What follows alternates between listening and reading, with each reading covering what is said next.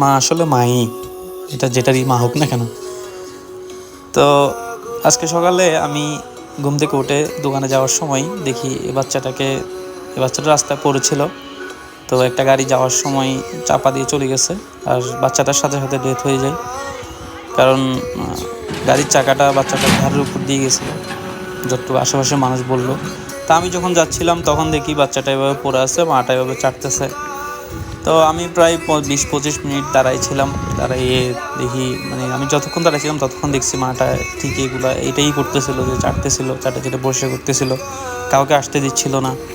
আর অসহায়ভাবে এদিকে দিক তাকাচ্ছিল একটু পর পর, আর ট্রাই করতেছিল যাতে বাচ্চাটাকে উঠাইতে পারে। তা আমি 10-15-20 মিনিট দাঁড়াইয়ে তারপর চলে গেছি। চলে যাওয়ার পর আবার 20 মিনিট পর আবার একটা কাজে আসছি, তখনও দেখতেছিলাম যে মাটা এভাবেই করে চাটতেছিল। তারপর আবার এক জায়গা থেকে আবার আসতেছিলাম, তখন প্রায় 10-15 মিনিট পর তখনও দেখতেছি বাচ্চাটা, মাটা পাশে মানে বসে বসে তাকে চাটতেছিল এভাবে করে। তখনও পর্যন্ত সে হার মানতে রাজি না, কাউকে আসতে দিচ্ছিল না। সে শুধু অসহায়ভাবে এদিক এদিক তাকাচ্ছিল আর চেষ্টা করতেছিল যে যাতে উঠাইতে পারে।